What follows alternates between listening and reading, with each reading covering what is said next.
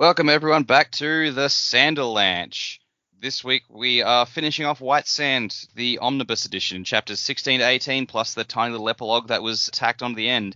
In these chapters, they get raided by pirates. Arik saves them all by becoming a warrior.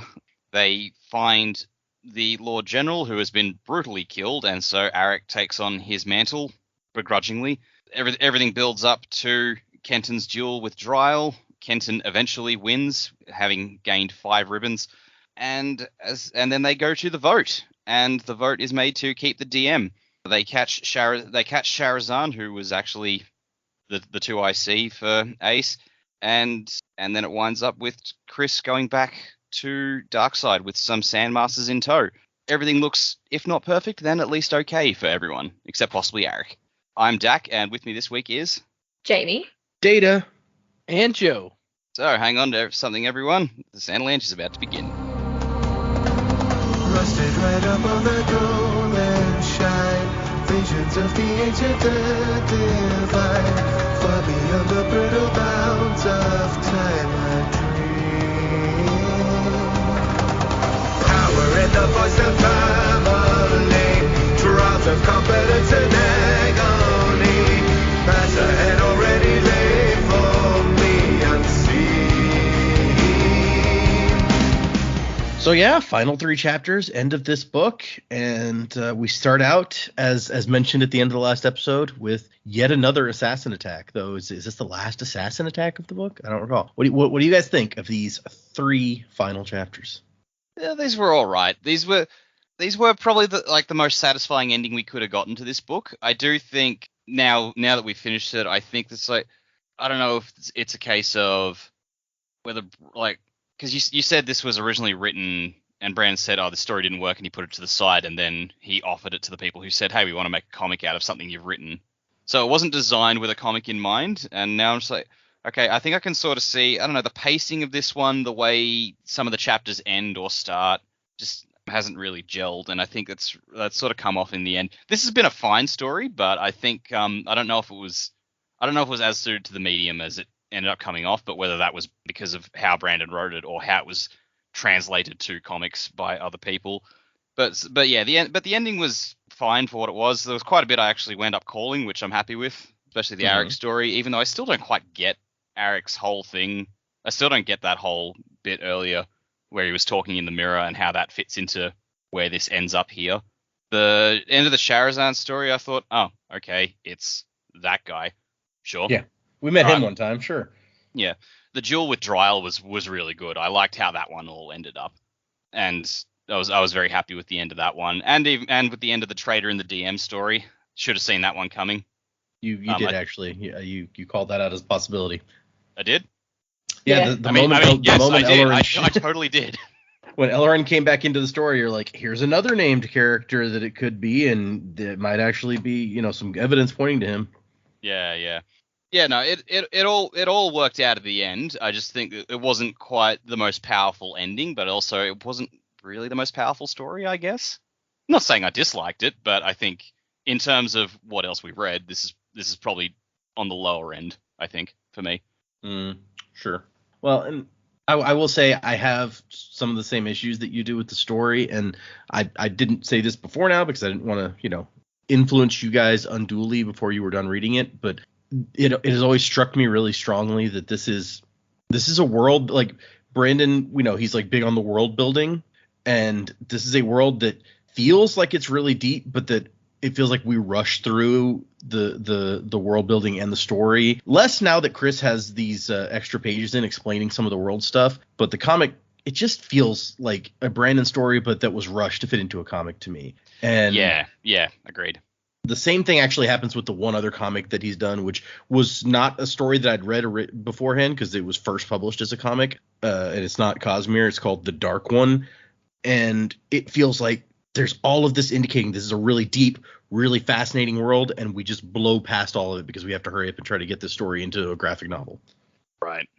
Glad to hear that maybe I'm not the only one who felt that this maybe wasn't the optimal telling of the story. Yeah. It maybe just needed like another pass by the editors or something. Yeah, I pretty much agree with what Dak said there. This was my first graphic novel, so it was a new thing for me anyway.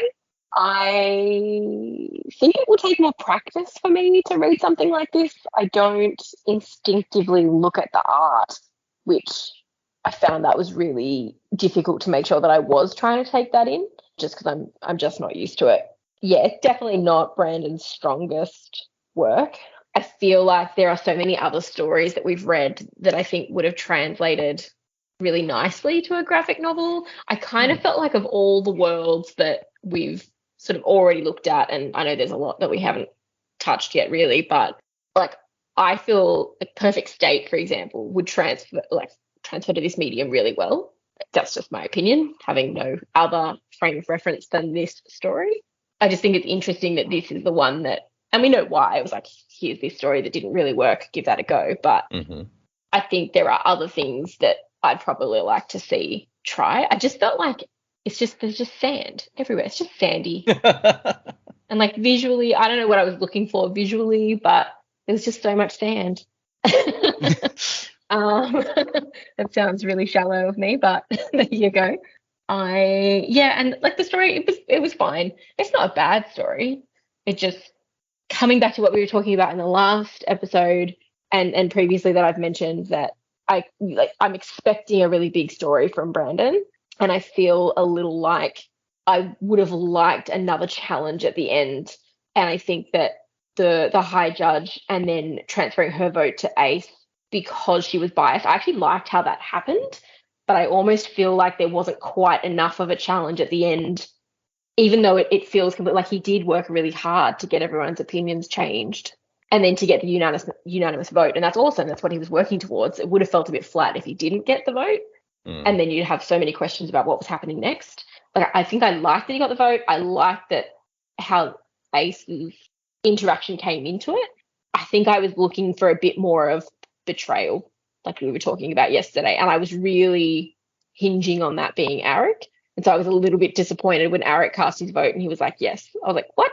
Why are you supporting your friend now? You're too nice. You've just now. How dare you support your friend? It's just sad that you're going to be miserable.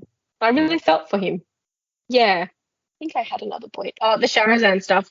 Yeah, I wouldn't have picked that. I was thinking it was someone we'd actually been interacting with. And again, the whole betrayal thing, I guess like Ace was betrayed, but we didn't know this guy enough to really be able to come up with that, I think, on our own.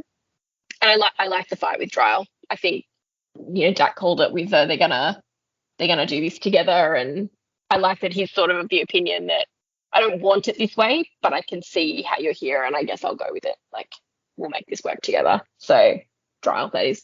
And secret bad guy. Yeah, Dak called it. I forgot about him. I don't feel dissatisfied with the ending. I don't know what I was looking for out of it. Yeah, we especially given some of the cool theories that we came up with just in the last episode, I can see how it would be kind of a letdown that those didn't come true. Even Dak's continuing theory that Diren was going to secretly be a bad guy didn't pan out, and I was like, oh, he'll be disappointed. Yeah, it happens though. Like, It does. I think I said this during Lost Metal. It's like it's hard dealing with the disappointment when you have a theory and it just doesn't pan out, because it's like, oh, well, that's an expectation I built up myself. Like, that's not the fault of Brandon or the story. True. That's just that's my own head doing that. True. Yeah, I think I agree with pretty much what Dak and Jamie have both said. I did find the ending satisfying, and I think just by virtue of the fact that I've read a good amount of graphic novels and comics, especially more modern ones where the stories don't actually like completely make sense or line up exactly.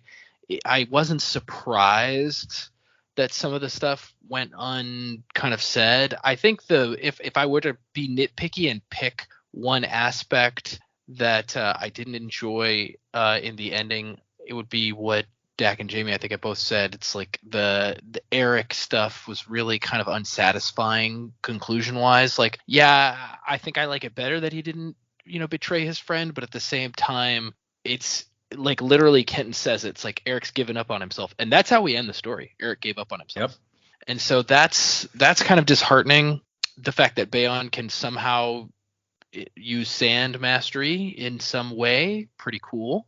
And maybe the other most unsatisfying thing is, like, I want another graphic novel, but I want it to be about Darkseid. So that's one thing that I was disappointed in too. It's like we don't actually ever get to see the other side. Yep. Which I know that's like, it's a fish out of water story with Chris. Like, you're supposed to kind of be experiencing this side with her. So to go back to somewhere where she's very comfortable would be, wouldn't fit with this story very well. You would have to do a different story for that to work, I think. But still, it would be cool to see. But yeah, I mean, I didn't dislike this book. I certainly think that there are other Brandon stories that we've read that I have enjoyed more, for sure. That being said, the Sandmaster stuff is pretty interesting. The world building stuff is pretty interesting. And then, but like you said, Data, it's like, because of the limited availability of what you could do with a graphic novel, because there's not a lot of prose or descriptive stuff that can go in there, it does kind of do the story a disservice. I think, honestly, the best parts of the story were the added omnibus pages with the extra explanation of things. Those were really awesome. I could have read, if they did like a big long epilogue where it was just Chris's journal, I could have read all of that and been very satisfied with that, I think. But no, I mean, overall, I think I enjoyed what we read, for sure. And I will say that Brandon has mentioned a couple times that he's looking at potentially doing a sequel graphic novel that would take place on Darkseid. So. Oh, good. Okay. Although you just reminded me, I forgot when Jamie was talking that Jamie, you were like, there's other stories that would have, I think, made a better graphic novel. And before you even said it, my first thought was probably Perfect State, right? Like, doesn't that feel like a graphic novel? Mm-hmm. Yeah. I feel like it would be really pretty. Yeah. Yeah. Like, it could look really visually, stunning. Yeah. I think Perfect State would be a good choice for that. And I think, like, the tone of it could be very, like, Batman, because, Batman comics have a lot of inner monologue, which is what we have in that. So it could be like, you could have giant text boxes on each page. That I don't feel like that wouldn't work for the story, Yeah, definitely. But yeah, I guess let's get into these things. Let's get into these chapters. That's a thing.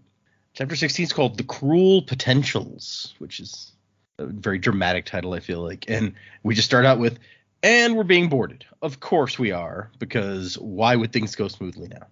And so we've got like Christian pirates attacking. And what I noticed when doing the little bit of comparison this time was that there's a lot of little dialogue bit changes. Just for example, in this section in the original book, Kenton is a lot harder on himself for what an idiot I am for having left myself without sand mastery. And he just like, all of his text is about like being down on himself about that. So it's a little more interesting in this version, I think. But anyway, they're attacked. Where he cut in and was like, I thought I'd be safe on the sea. Yeah. Yeah. It's like, yeah, okay, that seems like a reasonable assumption. You've got a pretty good visibility of who's coming after you. I guess it didn't help. No. And apparently, like, nobody else is fighting. Everyone else is hiding behind stuff while Kenton tries to fight all of the assassins on his own. And Vay's over here like, why isn't he using his powers? Also, doesn't this ship have a crew? They're getting slaughtered. Yeah. Like, there's a bunch of them dying around. In like the very second panel of the chapter, like you just see one of them getting hit with an arrow, or not even arrows, like a harpoon. There's a rope attached to it, and then a bunch of other ones like on the ground with arrows in them. Well, yeah, but if Master and Commander taught me anything, is that ships have a decent sized crew. I didn't see that. So really, oh man, excellent. It's quite a film. And so he's like, Ken's like, okay, I'm gonna die out here, I guess. And this is when Eric is like, badass warrior guy, and comes out and is just like slaughtering all of them. One of these assassins is like Wolverine claws, and Ken comes up and slices them with his sword. He just starts taking them all out. It's great. And Kenton's like, this is Eric, the tower trained warrior. Although this is another small change from the original. The original, when I looked at it, it's like, this is Eric, the predator. He just pulls out like the 3-dotted laser pointer and the cannon. Hey, I'd read it. Yeah, Arnold Schwarzenegger shows up. And then, so they take them all out. They free Bayon and Ace, who were trapped below decks, that was some luck that the two warriors were not up here with Kenton at the time. And there's a brief argument between Delius and Ace, because if you recall, the religion, the Korean religion, says that they need to be buried in deep sand or their souls will wander or something like that. And he's like, no, they're assassins. Let's dump them overboard and keep going. But Kenton's like, no, we'll put them on the other boat and just tow it behind us. It's fine. Not that big a deal. Which leads to a panel that was cut out from the original, which may be my favorite cut, like my favorite thing that got cut, where as Ace is sitting here thinking about like, you know, Kenton like respected my religion and blah blah blah, and she's like putting the bodies on the boat with Bayon. In the original one, there's a panel of Delius just like walking away while they're doing that, and he's like, geez, whatever. Man, I need to start drinking again. Delius. Yeah, Ace is kind of intrigued by Eric here, and she remembers like he saved her life, and this is a guy who can fight without giving into the rage inside, but maybe he's changed. Yeah, exactly. And then Kenton gets his powers back, and now he has 5 ribbons. So I guess it increases by 2 every time. Is what I'm getting from this. Yeah, and so this is another part that like I don't understand. And if he's correct or not, and it's never specifically addressed, so I guess we're just supposed to take it as true. It's like he's saying that if you overmaster, like this was a secret that they had, that they actually knew if you overmastered, you could get stronger and have more ribbons. But like, is that actually true, or is there something else going on? It's never addressed, so I was kind of confused. That's a good point. Yeah, in the prose version, it's actually, I think, made pretty explicit that there's actually a big jump between like the number of ribbons that like the next lowest rank, I guess the under maestral is the second rank. There's a big jump between how many an under maestral can control and how many like the maestrals control. The maestrals tend to have way more. And so it's established somehow, or maybe it's a Kenton assumption, I don't even remember now, but it's made clear that like this was a secret that the maestrals were keeping to themselves, so that only the most powerful of them, of the Sandmasters, would get even more power and be like unassailable. And so only Dryle survived of people who knew that this secret existed in the first place. But you're right, it's not really clear here. It's just Kenton kind of making a guess at it. He's like, oh yeah, I guess they knew. Okay, so Kenton's like, I mean, Dryle still has 25 and I have 5, so there's still not much of a contest happening here, but whatever. Turns out Bayon's also a man who knows how to sail. He's a jack of many trades here. And after all the sailors were slaughtered, he helped get them back where they were going. And then they're like, hey, we need to go find the Lord General. And they try to get Ace to help, and Ace is like, no, I'm here to protect you. Like, it's not my job to be doing anything else. And Chris has to have Kenton translate, like, isn't it your job to like protect people? And maybe the Lord General missing is kind of a big deal and should take precedence over a bodyguard duty. And Ace is like, oh, no, yeah, she has a point. Like, I'll listen to her. She's got a little smirk on her face when she does that. Yep. Yeah, and I kind of, and maybe I'm reading way more into the panel than I should. I kind of took that smirk as like, okay, you've made an argument that allows me to help you, which I did want to do, but you know, I didn't think it was okay for me to do. But now that you said that, like, yeah, I guess you're right. Yeah. Yeah. Now I'm helping you by helping someone else rather than actually having to help you. Right, exactly. And so they go to the tower, and Kenton's like, hey, Big Head, how are you? He's like, dude, come on, please. And this is also all completely added from the previous version. I don't know why they chose to include this guy and give him this dumb nickname. I mean, he was in there. They just didn't have this conversation like they knew each other already. It was just like, hey, we're here to see the Lord General. It's got to be one of Brandon's friends or something that he calls Big Head, or. Oh, right, that's probably true. Got to be a reference. Yeah. I like how this guy's bullshitting them. It's just like, oh no, he's with Lord Vay. It's like, no, bro, we brought Vay back. He's not with him. Oh yeah, we lied about that. Yeah, he is unashamed of that when they get caught. You've caught me. Oh well. We didn't want the tracts involved, which I feel like Ace should be like, well, that was dumb, but she's just you idiot. And really, hello. it does seem dumb because like in like 5 seconds of investigating, as she's a professional investigator, she discovers all of these signs and figures out where he is. Right. Yeah. Like maybe you would have found him while he was still alive if you had brought someone in to investigate. But yeah, it turns out that the Lord General was, or at least she's extrapolating that the Lord General was working for or with Sherzan. He was the one limping into the building that day when they got caught in the explosion. And so when Sherzan figured out that he was going to betray him, Sherzan took him. They took him down to this basement where no one would hear his screams, gave him this drug that makes you have like crazy paranoid delusions or something.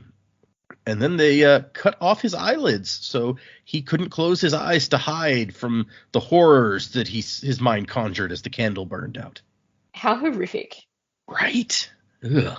And then, standing right there next to his dad's dead body, Kenton's like, Eric, bro, I hate to ask you, but would you become Lord General and vote for me? And Eric's just like, dude, don't ask me. Don't do it. Don't. Dude, But timing. I have to. And he asks him, and Eric's like, yes, I will. And see, this is the bit where I thought he was going to be like, I'll do it, but this is my snapping point, which was obviously his snapping point anyway. I just didn't expect him to still be supportive. To snap quietly and not make a big stink. Yeah. And that was the end of chapter 16, which it ends on a very grisly image of like the dead dad looking at the two of them while they're having this discussion. Yeah. Would you mind covering me up before you have this conversation? Pick me up before you go. 17 is the impossible choice. And Kenton recognizes what he's done to Eric. He's like, I feel bad, but also like I am the Lord Maestral. I have to do whatever I can do to save my profession and the people who look to me for leadership. And he's just like, man, no one ever told me that being a leader sucked this hard. And Chris is like, yeah, I mean, leadership is a burden. And also in these chapters, the mysterious face in the background continues to show up frequently. So you may have picked up on that this time after we talked about it last time. I have a question here. Why are they on a boat? Didn't they already come back to Khazar? Why are they boating anywhere? They did, but if you recall, the city is in the center of it's like an island. The river splits around it, and the DM is actually on one of the shores. Not on the island itself, but on a shore across the river. Right, okay. I don't think that it's really come up before. We haven't seen them boating back and forth, but that is in fact why they are on the passage to the DM. Yeah, I guess that makes sense, and that also allows them to be separated from the rest of everybody. It's like, the DM's over here, separated from the rest of these people, so that we can be off and do our own thing and not be disturbed, I guess. And the time you actually, it really comes up, like when Kenton first leads them to the thing, he puts them on a boat across the river to the city, and he's like, I got to go do my own thing, because he's already on the shore where the DM is. Yeah. Okay. That makes sense. You're right. I don't think we've seen them boating around the city, so I completely forgot that it was actually like not all the city is on this one island. And then we jump to the Hall of Judgment, where Tracked Ace is reporting to, and it's just the page where it's like Hall of Judgment, and there's the big thing. It's very Justice League sort of thing, I feel like. Although the weird shaped building with the spikes all around actually makes me think of like a He-Man Eternia thing with Castle Grayskull or something, or whatever Skeletor's place is called. I don't remember. Yeah. And so she comes to report on what's been going on, and the Lord Judge or the High whatever. She's like, hey, I'll send a team to investigate poor Lord Regent's death fully. You don't need to worry about that anymore. You go do what you're supposed to be doing. And in the hallway, Ace runs into what's his stupid Tane. Tane. We met him like one time. We met him twice, but we only got a name the second time that we met him, which is it's actually kind of funny. You got the first time we met him was the same episode, or was an episode where we were talking about who could the Sherzan really be if it's not Nilto. Well, that was when we first met Ace, I think. Well, no, we definitely did talk about it then, but I was going to say, because Tane shows up but is not named, and in that same episode, as we were having that discussion, I was like, well, yeah, and if he's somebody that it would have to be a named character, right? It's somebody whose name that we know. Well played. Yeah. So, and then it wasn't until the next episode that we found out his name. I was like, I wonder if that. Well played, clerks. Yeah, that's not fair. You shouldn't say stuff like that. But so he meets her in the hall. He's like, hey, we found Sherzan. We're gonna go get him right now. And like, we're in instant red flag. We're in such a hurry that I loaded your Zinkel dart gun thing for you. Here you go. Yeah, when he said that, I was like, no. Why wasn't she already just wearing one anyway? Yeah, it's like he's like, oh yeah, we found the bad guy. I've loaded your weapon. I'm just like, okay, didn't think he was going to be Shahrazad, but I was like, instantly, it's like, well, you're in league with him. But I was like, Yeah. I did not expect him to actually be Shahrazad, because I was like, who the fuck are you? Yeah, I wonder if maybe she's not allowed to take like weapons into the high judge's chambers or something. Oh, maybe. Yeah. That's a fair point. So he takes her to this place, and it's like just the two of them too. You would have more guys if you were going. I'm just, he says he organized the raid himself, and so I guess they're supposed to be meeting more guys from her perspective, but they just stroll into this warehouse on their own, and it's a raid. Let's walk in the front door casually. Yep. And she sees a guy, and she's like, Tane, we've been betrayed. And he's like, yes, you have. As he points his weapon at the back of her head. And she's like, you sold yourself to them? And he's like, no, actually. He doesn't expound on that. She's like, no. And she's like, then, but you're Sherazan. Yep. What better cover for a criminal than as a tract? Well, I guess as the high judge would have been a better cover, but that wasn't available to him. So not yet. And so, yeah, he's like, yep, I just kept feeding you fake evidence to make you think that Nilto was behind it, and eventually I was going to let him take the fall. But you just moved too fast. You have slowly chipped away at my empire, and now I barely have anything left. And then she's like, and now it's nothing at all. Fire. Oh. It's like, yeah, did you really think I was going to give you a loaded weapon? Pay attention, dude. I like the onomatopoeia there, too. It's like, poof. Yeah, it's great. And then, for some reason, instead of killing her, he's like, I'm going to give you a moral dilemma that you have to face. That'll be way better than killing you. Very Joker. Yeah, I was going to say, it's a real Joker move in like a not Joker situation. It so is. He's like, so I've put a bomb in an orphanage, the one that you were raised in fact. Orphans make such heart-wrenching victims, so innocent, yet no one to mourn them. Ugh. This guy's a real dick. That's messed up. It's like, but at the same time as that, someone's going to be going to murder your family. So who are you going to save? Duty or family? Ghostbusters? Like I have this one scene to be as evil as possible, and by God, I'll make it count. Yeah, he really does. And so, yeah, they send her out. They apparently don't anticipate the thing that she would clearly do, which is find the first other cop that she could find and be like, okay, you go to one of the places, you go save the orphanage, I'm going to go save my family. Yeah. I wonder if, like, to me in my brain, I thought, oh, that cop she's going to meet is also in on it. Like, all of the tracks are in on it except her. That would have been wild, but that wasn't the case. That would have been awful. Because really, she shows up. Okay, so she shows up and Kenton has gotten there just before her and manages to save her family from this assassin, as he calls him. But she shows up like at the moment that Kenton is throwing him through a wall. So if Kenton hadn't been there, he might have had time to kill her family. He would not have had time to get away afterward. So he didn't make the best plan, is what I'm saying. But yeah, Kenton, and I kind of skipped over it, but Bayon or somebody made a good point that it's like, if someone's trying to stop the DM from winning, then and killing you is not being successful, maybe they'll try to kill the people supporting you. So maybe you should. So as a result of that discussion, Kenton came to Ace's house to make sure that she was okay. And he shows up just in time to stop this guy from killing her family.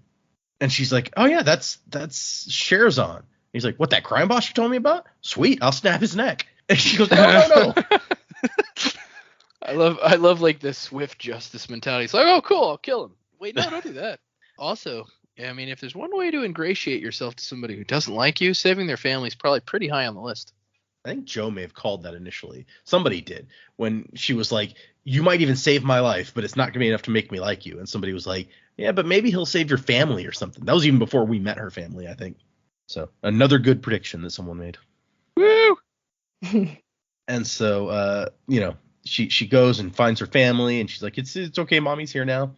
And her husband's like, oh man, Sandlord be thanked, your friend arrived in time. And she's like, my friend? How could my husband misunderstand me that much? Or maybe he understands better than I do. I just like the whole, like, he's asking, oh, are you all right? And it's like, we're fine, we're just a bit bruised. I'm like, dude had a sword. How did he fuck up that bad? Well, they seem the room got a bit beat up, and maybe it was even Kenton's like exploding a guy through the wall, so that knocked them over or something. I don't know. Yeah, I guess. Yeah, or maybe when he showed up, he like kicked the door in and like they fell over or something. Yeah, okay. Or maybe he's just sadistic and he wanted to kick him around a little bit before he killed him. Sure. Well, I feel like that's kind of a dumb move when he's just like, you have to pick one. She could rock up at any minute, which she in fact did. Yeah, no, good call. Really, you should have just planted a bomb here also. There's no reason you needed to show up. Yeah, this guy's a real short-sighted fucker. He could have escaped easily. Yeah. I mean, he did say his empire is destroyed. That's true. So he's going to have to rebuild. So maybe it was more of like a personal thing. Like, oh, no, I'm going to do this personally. This time it's personal. See, I have used up my stock of bombs. I have exactly one bomb left. Orphans or family? Orphans or family? Well, it'll probably take me a while to kill a bunch of orphans with my bare hands. So I'll probably use the bomb on them. I could kill 2 people pretty quickly, though. Yep. Oh my goodness. I'm not Anakin Skywalker. It'll take me a long time. Yeah, I can't slice up a reflect bunch of blaster children. rays. Yeah, I mean, come on. Who am I? Oh gosh. I But don't have the power of the Force. this is. I can't even open a door with my mind. I've tried. It's when I always- go to the grocery store and the automatic doors open, I always act like I'm opening them with my mind, but I'm not actually doing it. It's just a sensor. Sometimes I do it. They just stay closed out of spite. Yeah. It's always a mistake when villains make it personal. Yeah. It's You true. gotta be smart and detached. Yeah, like Moriarty. Yeah. Moriarty died when he made things personal, so it didn't go well for him either. But That's true. You don't make it personal. yeah. Anyways, we cut to the next day, Hall of Judgment, where there's a carriage waiting for the High Judge, and Ace shows up, and she's like, "Hey, I'm gonna have to resign," and the judge is like, "Oh, that's disappointing, but whatever." She says, and this is actually new too, where she's like, "You'll have to face your problems someday," and Ace is like, "Well, I'll face them, but not here."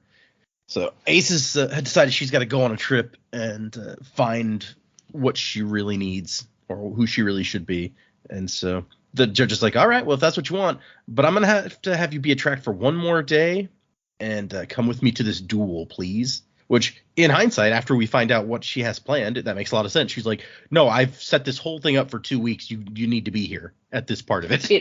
Bit awkward if that didn't go off as planned. Right? No, She's like, fuck you, oh, lady, I I'm can't out. stay in. Yeah, it's like I can't stay impartial anymore. Oh boy. And we cut to the dueling pit, and the audience is rather large. And Chris is like, "Wow, this is the largest crowd I've seen on Dayside." And he's like, "Yeah, people, Sandmasters haven't fought one another for centuries, so this is a sight to see." And we do a quick count. All of the Taisha are here. The new Lord Admiral's here. The new Lord General's here. Eric's red Lord General uniform really stands out against these other uniforms. I feel like nobody's quite that bright. I like his outfit. It looks cool. Yeah. Definitely makes a statement. Yeah. Sure, he's the Lord General. If he bleeds, you're not going to be able to see it. He's wearing red. It's true. Wore his brown pants. Yep. And then it's time for the fight. And just like before, when they had the promotion ceremony, they have their ceremonial drinking of the water, and the water is served out by Ellerin once again. Convenient. Yep. If you look back at the first chapter or the first book or whatever, it is Ellerin serving out the water to everybody. So. And then it's time for the fight. And Kenton really tries with his 5 ribbons, but it's no match for Dryl's 25 ribbons. And Dryl's kind of just messing with him. Like, he's knocking him around, messing with him, but he's not going for the kill. He wants to draw it out a bit. I like the way they sort of color-coded the ribbons so you can tell whose is whose. Dryl's are much darker. And it's true. That was cool. It is helpful. And actually, in the original version, they don't make it him say like, "Oh, he's toying with me" and all this stuff. So I guess it's they added this in because they're like, "Oh, well, he really shouldn't be lasting as long in this fight as he probably does." And Kenton also discovers that he's draining himself of water a lot faster with 5, which we know that makes sense. But we also find out later that it's even faster than it should be, and there's a reason for that. And in this version, they've also changed the text so that it focuses more on, like, Dryl's like, "We've been fighting for the same thing, but you're too much like your father. You won't listen." In the original version, Dryl's just like talking shit the whole time. He's like, "You are always outclassed, Kenton. You were outclassed from the moment you walked into this pit." So we end chapter 17 with It looks like Kenton's about to die. And we begin chapter 18, Time Like Sand, with a flashback of Kenton interacting with his dad. Oh, is this a flashback? I thought it was like a Harry Potter train station moment. That's what I thought too. I think it is because he says, like, my dad never encouraged me like Oh, this. yeah, you're right. He says, what's this, a dream? So, yeah, it's not really a Yeah. flashback. I was misled by the sepia tone, and I wasn't paying close enough attention, I guess. What's this? Dad being supportive? Well, this never happened. Or actually, I think what actually misleads me is in the original version, which I have in my hand, it is a flashback. Interesting. He says it starts out with where this one says, "What's this? A dream?" In the original, it says, "I grew up picking fights," and it's showing like him arguing with somebody else. If I don't remember if it's his dad or whatever. Yeah. In reality, he's like, I must be dehydrated if my dad's encouraging me. What the hell's going on here?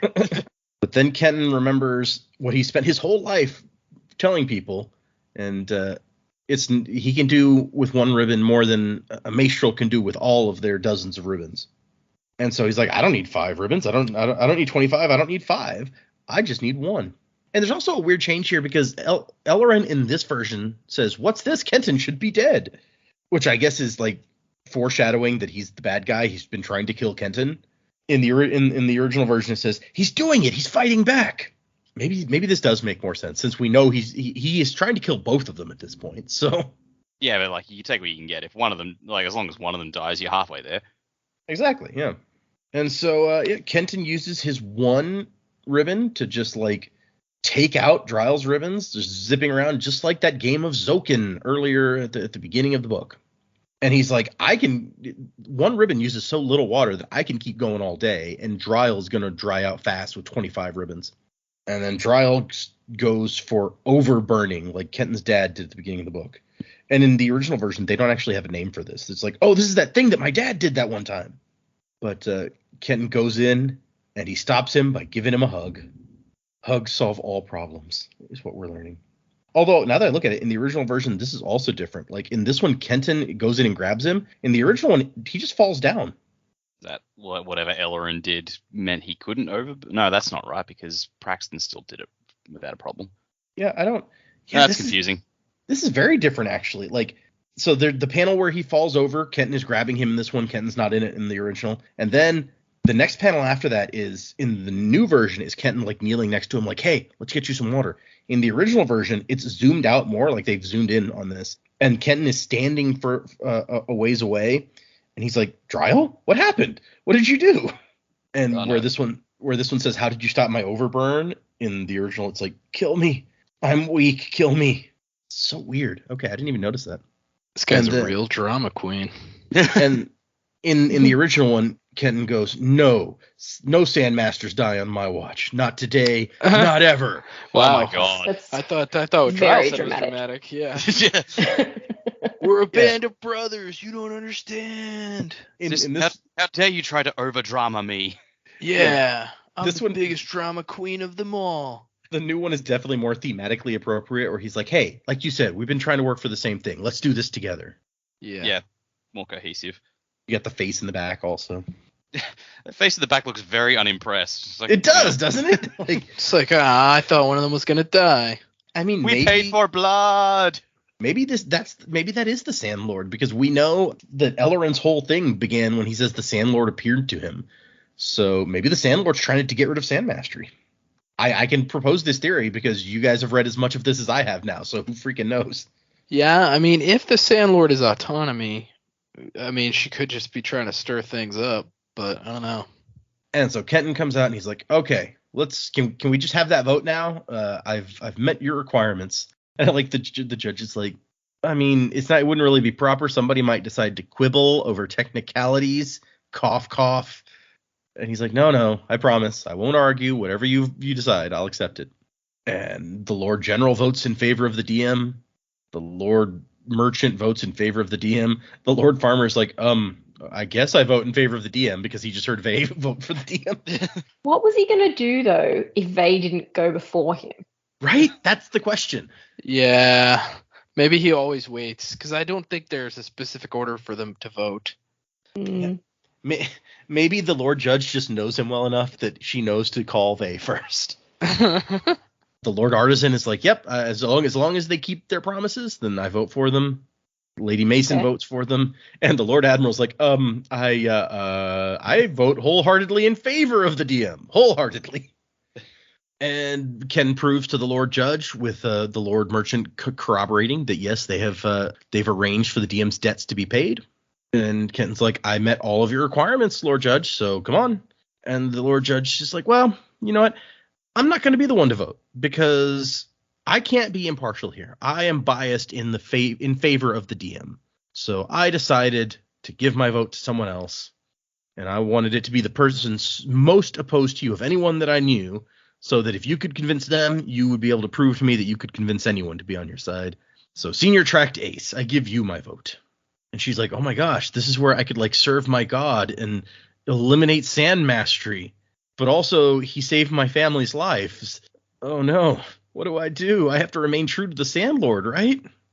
And she repeats what she said. It's like, I told you once that even if you saved my life, it would not blind me to your evil. But you saved something more important than that and did so respecting my terms. It hurts, but I vote in favor of the DM. And then Chris is like, oh my gosh, Natisse told us we did it. Like, she has to get it translated before she knows what's going on. Like, Natisse translated that very quickly. I mean, she could have just been like, she voted in favor. Like, it did. You don't need to translate the whole thing, I guess. Yeah, true. And so everyone's happy, and Kenton gets called in to see Dryle, who's already kind of recovering. And Dryle apologizes somewhat. And they both acknowledge that neither of them was the traitor. They each thought that the other one was the traitor, but neither of them was the traitor. And Dryle's like, and I was dehydrating way too fast in that arena. And Kenton's like, yeah, me too. There was only one guy who served the water in both cases. It was Ellerin. And once again, just like the Bayon scene, Kenton shows up and he's like, hey, Ellerin, so you're the traitor, huh? And he's like, yep, I sure am. You got me. It's like these people can't not tell the truth. It's like, oh yeah, that was me. I did that. Kenton doesn't even start off with that. He's like, so tell me why you survived the attack a few months ago. And he's not even trying to lie. He's like, oh, because the Kirstians didn't want to kill me. And it wasn't the water that I poisoned. It was the bowl. Poisoned with this spice that accelerates dehydration and also makes people more likely to act rashly and do things like overburn. Yeah, poisoned by a bowl. What can you do? That's clever though, because then if you weren't the person to dole out the water next time, suspicion's off you. Yep. And Ellerin is the one who's been directing the assassins all this time, and he, just like Ace and Kenton had discussed earlier, this is a guy who was not raised in this religion, so he must have misread the thing about what days they could attack on.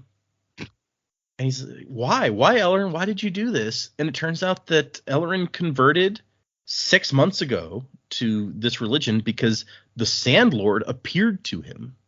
And so, yeah, I guess when God appears to you and tells you that you're on the wrong side, then you're like, okay, maybe I'll listen. And so after that, he couldn't bring himself to use his powers because they're so evil. So he pretended that he overmastered and burned himself out. And Kenton's like, he pretended that he overmastered, but then because most of the Maestrals were gone, they wouldn't pick up his lie. I don't know that anyone would know that he. Oh yeah, you're right. Because if the Maestrals all knew that overmastering, I think maybe if you overmaster to one level, you get stronger. But maybe if you push it too far, you really do burn out. Or maybe the burnout is just really bullshit. I don't know. That's a good point. But yeah, he's like, Ellerin, you've made things difficult. And Elrin's like, well, I'll make them easier for you. A day has passed. I'm allowed to try again. And so he shoots at Kenton. Kenton sand ribbons him and kills him. Now he understands how it works. Yeah. Finally, geez. Been reading since then, I guess. And Ace heard the end of the discussion outside. She comes in and she's like, no, I heard what happened. You were defending yourself. I'm not going to arrest you. And he's like, okay, well, I know where to find a good bodyguard next time I need one. And she's like, no, I have other things that I need to do. And he's like, I think I understand. Good luck. May the Sandlord's peace go with you. And then we get a Chris entry about Zokin, that game that they play, although it's not really about that. That's just the title of it. But she's discussing, like, you can have all of these ribbons, but really what you need in Sand Mastery is precision, especially because one ribbon or fewer ribbons uses so much less water than lots of ribbons. There's a time for brute force and a time for finesse. The trick is knowing when to use each. 2 weeks later, there's a boat. Chris and Bayon and The remaining professor are on their way back to Darkside, along with some barrels of white sand. And Hoyd is getting on the ship. We got brown hooded guitar guy going up the ramp. He's gonna play them some merry tunes. Yep. So it sounds like he's decided he's gonna head to Darkside. I wonder why. What's he gonna get up to there? What was he up to on the Dayside, for that matter? This guy. And so Kenton is sending some sandmasters and these barrels of sand along with her to Darkside to see if they can help in some way, or if they can figure out if their powers can even work on Darkside. And Kenton's like, remember, they're only on loan. Maybe I'll visit in person to bring them back. And we find out that Kenton has chosen Dryle as his second in command. And Dryle's still not the biggest fan of Kenton, but he's like, it's hard for me to admit, but we need you here. And we cut to Ace, whose husband insists that they are going with Ace on wherever her pilgrimage leads her. We're back to the DM where they've allowed families in. There's the sound of children playing. And Dryle's like, man, the old Maestrels would hardly recognize this place. And Kenton's like, yeah, well, it's not their DM anymore.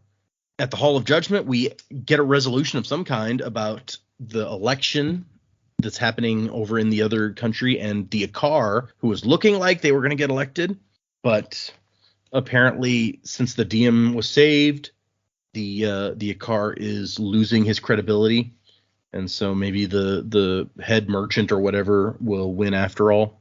Another very small random difference is that throughout this whole book, in the original one, the Lord Judge is wearing white and she wears black every time in this one.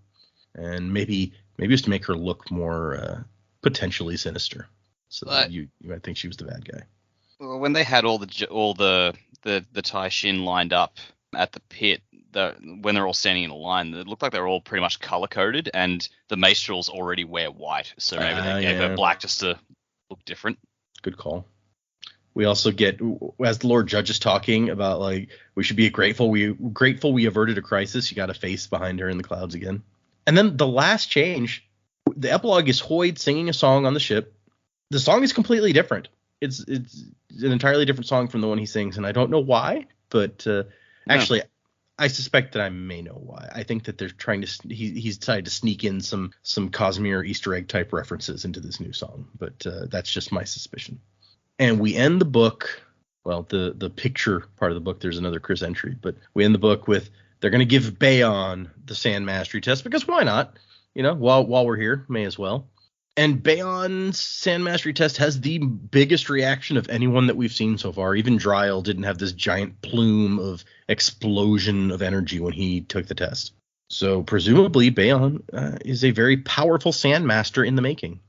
And he's amazed. She's like, are you all right? He's like, merely surprised, Duchess. Merely surprised. Fair. Yeah, nobody was expecting that.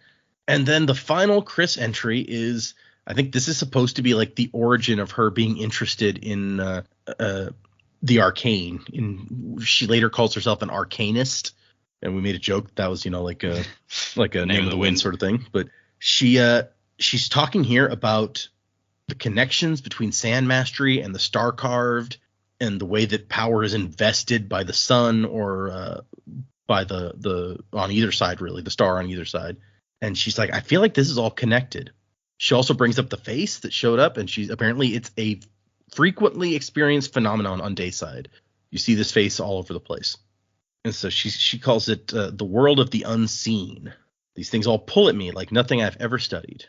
I already have dozens of experiments planned and designs for specialized instruments to aid me.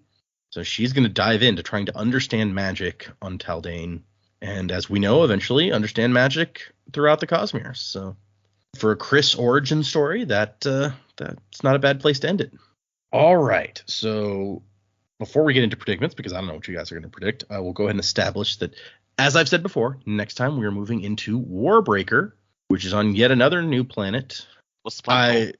The planet, the name of the planet is not actually mentioned in the book, so it probably won't matter when I tell you what the planet is called, because you wouldn't find out any other way. The planet is called Nalthis, and we have heard it mentioned once or twice before, in passing. Like, one second. Let me see if I can... Lost Metal, right? They mention it. Think so. It's like they can't travel there or something. Is that the one they're talking about? No, you're right that they do mention it there, but that's not how they mention it. One second, and I will read the quote to you.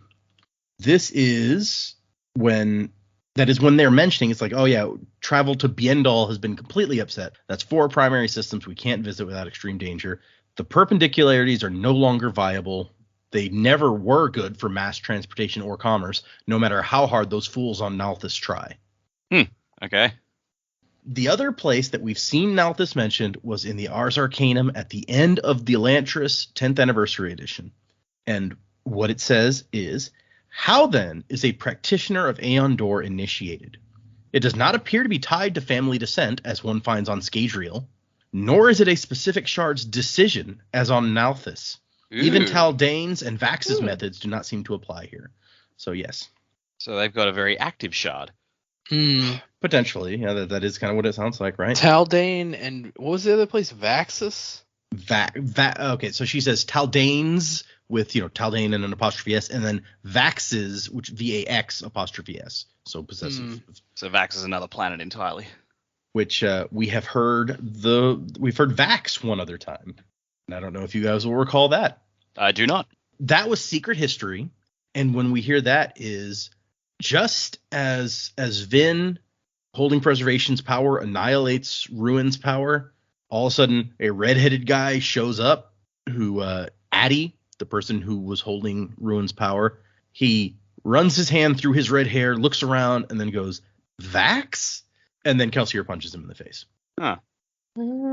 So at the time, we weren't sure if he was talking about a person or a place or what he was talking about, but it appears that is another planet. And he thought that wherever he ended up in the cognitive realm on Scadrial, it looked kind of like Vax. He got kicked so hard he forgot where he was. Yeah, or is Vax also the name of the shard on Vax? Oh, could be. Well, not the name of the shard, but the name of the shard person. Holder. I assume it's like shard holder. Yeah. So yes, that is a very those 2 mentions of Nalthis are what we have so far. You get something very small to try to draw large conclusions from, if you like. We're gonna read the prologue and chapters 1, 2, and 3 of Warbreaker. Ooh, Warbreaker. Right, a new book. New book. New theme song. Man. Yeah, new theme song. A new song that and usually what I've done in the past was I would drop the song into the Discord before I announced what the new book was to let the Discord folks have a chance to guess based on the song what the new book was going to be. But I've already announced what the new book is, so I may just make them try to guess what the song's going to be. Ooh. So yeah, we've been talking about Warbreaker for a long time, so. Yeah. Yes. So. Richard the Thick Book will be pleased. Yeah. Predicments. I don't know what you guys could try to predict, but we can't just skip the section entirely. So anything you want to predict, go for it. I mean, we could, but shit, on the spot. Okay. I don't know if it's gonna happen, but let's say maybe in Chris's travels through the Cosmere, because we have to assume she's gonna show up more. She might bring some of her sand guys with her. Maybe if she she could wind up. In Era 3, Autonomy has had a bit of a presence on Scadrial, so she could wind up there in Mistborn Era 3 with some Sandmasters, and they just start doing their thing there. Why not? I don't know. Because maybe Autonomy's presence could still be lingering presence there that charges the sand. Yeah, that's true. Maybe. I don't know. I mean, and that's assuming she hasn't found some other way in the intervening years to charge it, but yeah. True. Yeah, I don't have much. I don't blame you. We've just ended an entire planet story. Where are we gonna go? Yeah, I don't know. Yeah, I've got nothing, honestly. Okay, that's fair.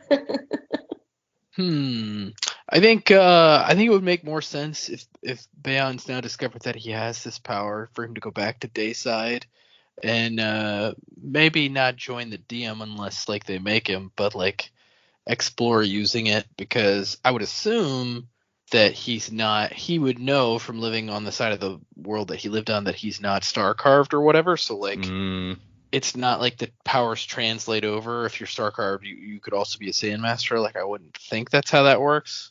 And so maybe he'll go back to Dayside, or maybe not. Baon's an interesting dude. We're not always sure of his motivations besides duty, So that's kind of what I feel with on that. Kenton and the DM, I mean, sounds like things are going to work out. Again, a little disappointed with Eric's ending.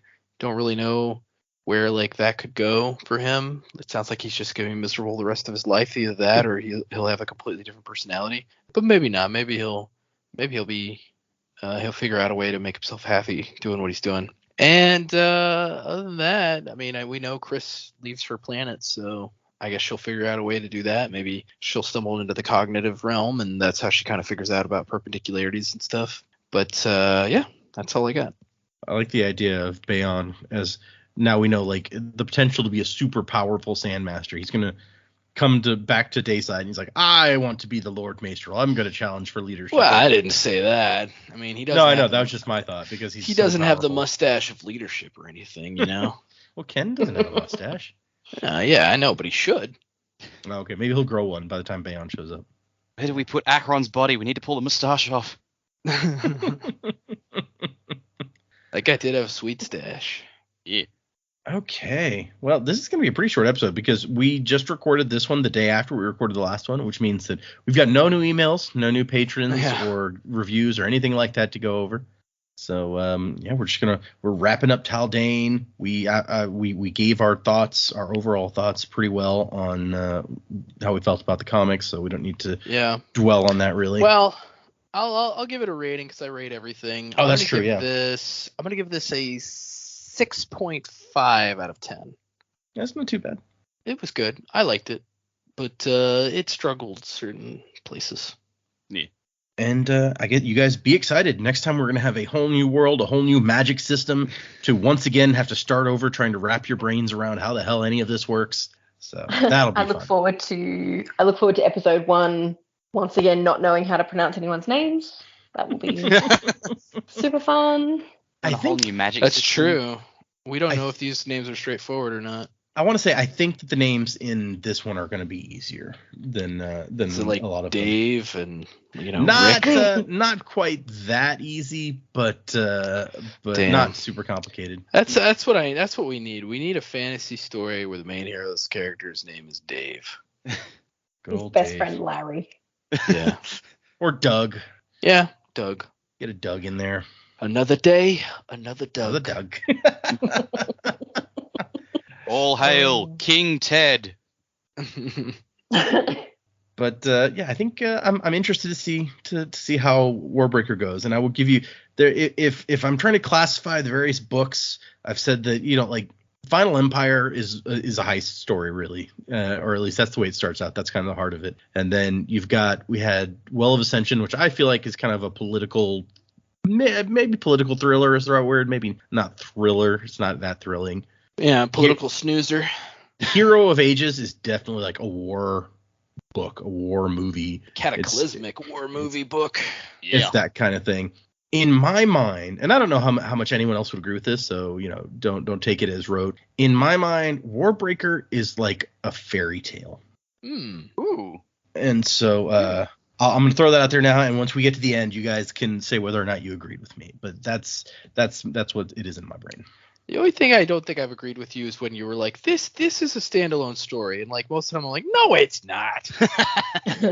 But Warbreaker is the only book in the series, so I guess it has to stand alone. Yep. I mean, there's talk about at some point doing a sequel to Warbreaker, but it's... So what's the story of this one? It's available for free on his website, you said. Yep. Why? So, as I recall, the original thing, like, he wrote this book... like publicly, like he would post it on his website or post chapters on his website and get feedback and do edits and stuff like that. So like it was kind of like a publicly written book, if I remember right, although this was before I started reading him, so I might be misremembering that. Okay. But and so let me see if there's information about why Warbreaker is free. And when did he do this? Is this pre-Mistborn? Is this Warbreaker was let me see when Warbreaker came out. Warbreaker first published 2009, which that's after Mistborn. After Mistborn, for sure, yes. And Warbreaker also is going to have annotations, so we're back in annotation land. Oh! Okay, so he's got a thing. How this book came about. Warbreaker is something of an experiment for me. For a long time, I've wanted to release an ebook on my website. My first inclination was to grab one of my old unpublished books and offer it. And yet one of the main reasons for releasing said ebook would be for publicity reasons. I wanted something I could give away for free, which would show what I'm capable of writing and therefore hopefully encourage people to look into my other books. I figure if people give my books a try, they'll be hooked and read some of the other ones. So that made me want to offer something new, something that showed off the very best of my ability. Why offer an inferior product as a free sample? If it wasn't good enough to get published on its own, then wouldn't that lead people to think of my books as inferior? And so he says that leads us to Warbreaker, my newest work and they wrote this as of 2009. It has been purchased by Tor, who gave me permission to try this experiment, and it will be published in hardcover in 2009. So I guess actually before that. I like to have a lot of contact with my fans, and as I contemplated releasing a new book on my website, I had a chance to do something rarely seen. I could release drafts of the book as I wrote them, allowing my readers to catch a glimpse of the writing process. They could see the evolution of the book, maybe even offer feedback on early drafts, allowing them to have a much closer connection to me as a writer and to this book in specific. By doing this, I could make Warbreaker a project which would engage my already existing readers as well as people who've never tried my books before. So that explains why in my brain I was like, oh, he wrote this publicly. So he kind of did. Right. Interesting. That's pretty cool. Yeah. And he goes on to say, here's the worries about this. First off, there's the perennial fear that I think all artists get when they give away art for free.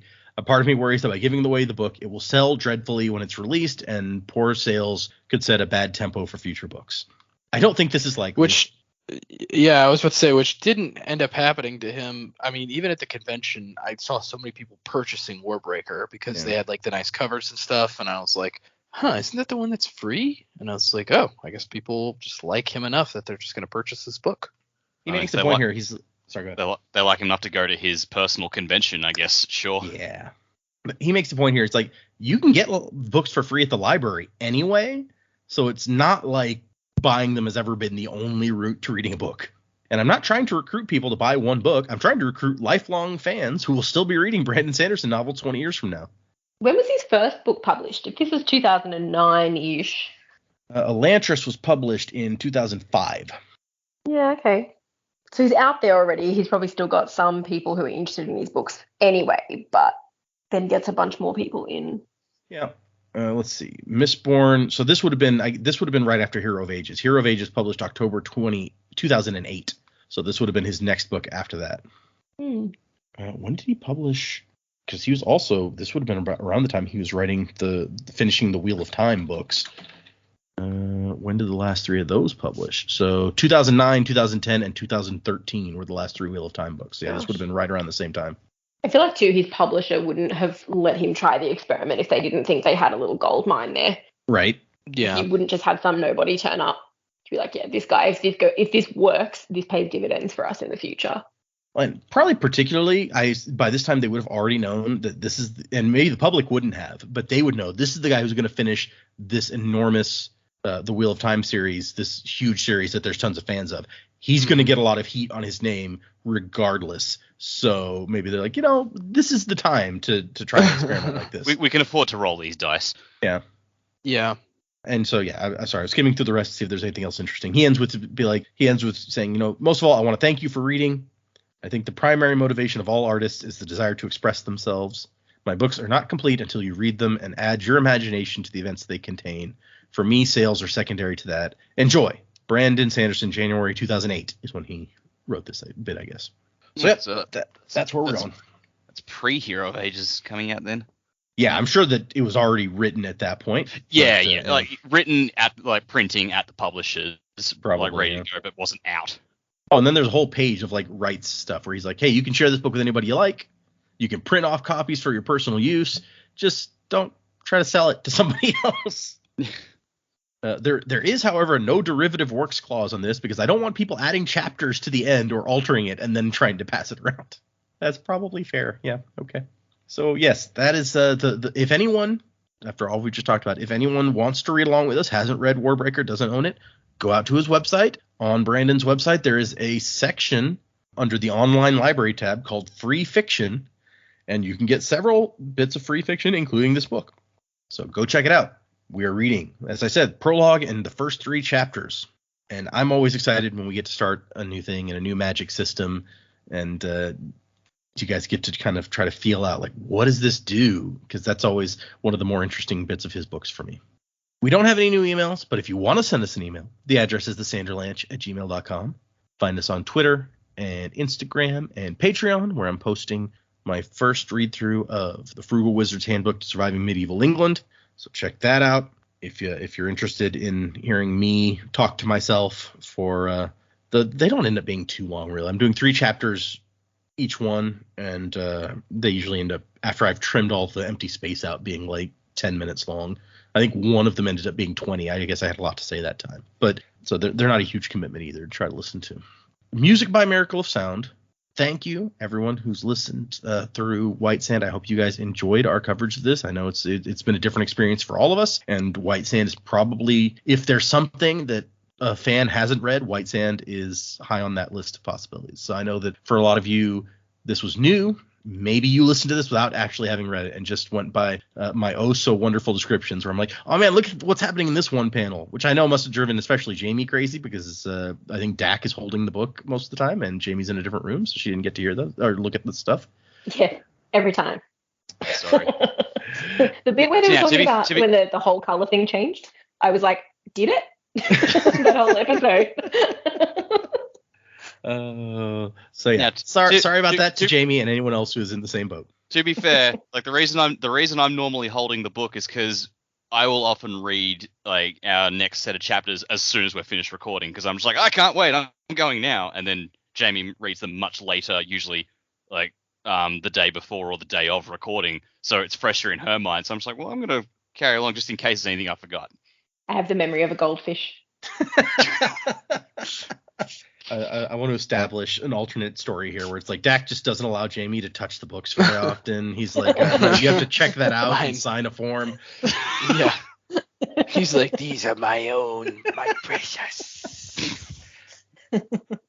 So yes, you guys have less reason than ever not to join us for this next book, since you can get it for free. So please come back for next time. Just like throwing down the ultimatum to the fans. It's like, fucking read it with us, damn it. Yeah, you either read it with us or no. You have officially got no out excuse as to why you can't be with us on this journey. No. Yeah, some of the listeners, hopefully some of the listeners aren't illiterate, because that would be a good excuse to not read it. If you can't read, I would feel bad. Oh yeah, the audiobook's probably not free. That's a good point. I've never tried to find the audiobook, but I assume that it costs money. Yeah. So thanks, everybody. We will see you next time for the prologue, the first 3 chapters of Warbreaker. And then after that, I think we've read almost everything that exists in the Cosmere except for the Stormlight stuff. So you can anticipate that we will be getting into Stormlight pretty quickly after I have Warbreaker. Yeah. I have Warbreaker scheduled out at 15 episodes. Okay. Okay.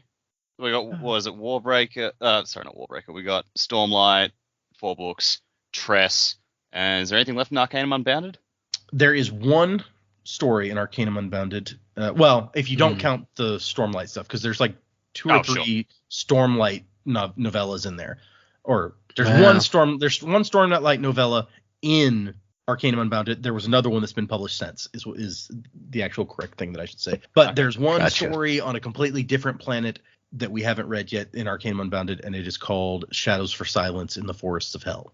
Oh, that's right. Yes, I do remember that title, because every time you bring it up, we're just like, oh, that's an awesome title. Right, yeah, every time. So, yeah. Other than Tress and Stormlight, and obviously by the time we get to Stormlight, there will be 2 more secret projects out, probably, or at least 1. I don't want to do math on how many months 15 weeks is. But anyway, so yeah, there's still some stuff out there, but everyone has been eager for when we're going to get to Stormlight, and I couldn't hold off much longer if I wanted to. We're running out of other Cosmere stuff, so expect that pretty quickly. So thanks, everybody, and wasing to the time of next. Hold on. The desert has a soul, eternally.